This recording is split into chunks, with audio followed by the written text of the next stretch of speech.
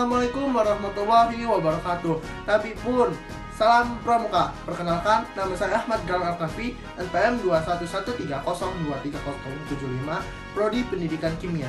Saya adalah mahasiswa dari Universitas Lampung yang akan membahas bagaimana undang-undang yang mengatur tentang kepramukaan di Indonesia. Baiklah, langsung saja kita simak penjelasan berikut ini.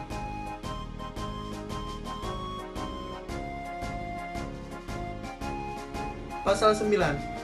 Kecakapan sebagaimana yang dimaksud dalam pasal 5 terdiri atas 1. Kecakapan umum dan kecakapan khusus.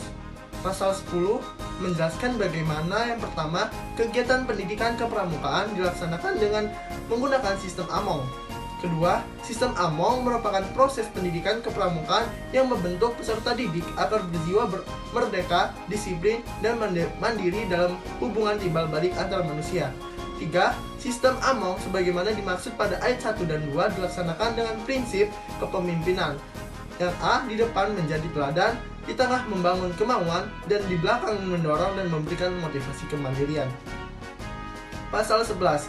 Pendidikan kepramukaan dalam sistem pendidikan nasional termasuk dalam jalur pendidikan non-formal yang diperkaya dengan pendidikan nilai-nilai gerakan pramuka dalam membentuk kepribadian yang berakhlak mulia, berjiwa patriotik, taat hukum, disiplin, menunjung tinggi nilai-nilai luhur bangsa, dan memiliki kecakapan hidup.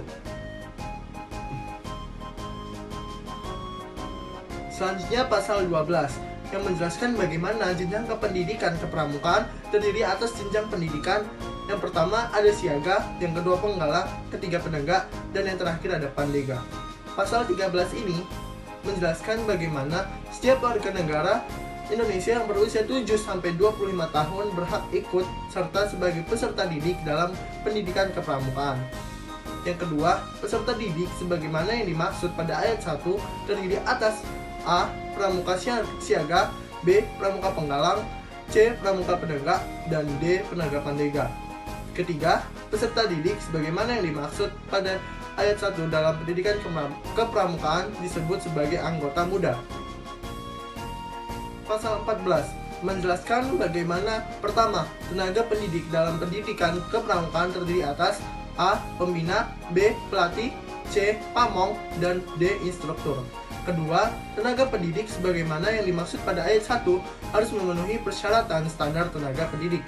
Ketiga, tenaga pendidik sebagaimana dimaksud pada ayat 1 dalam pendidikan kepramukaan disebut sebagai anggota dewasa.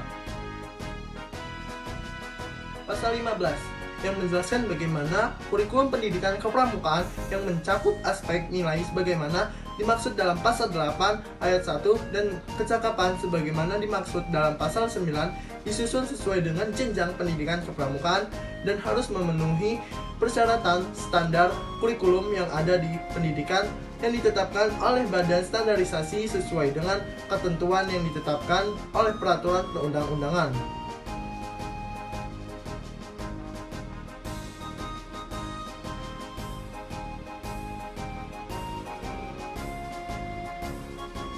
Pasal 16 menjelaskan bagaimana satuan pendidikan kepramukaan terdiri atas A. Gugus depan, dan B. Pusat pendidikan dan pelatihan.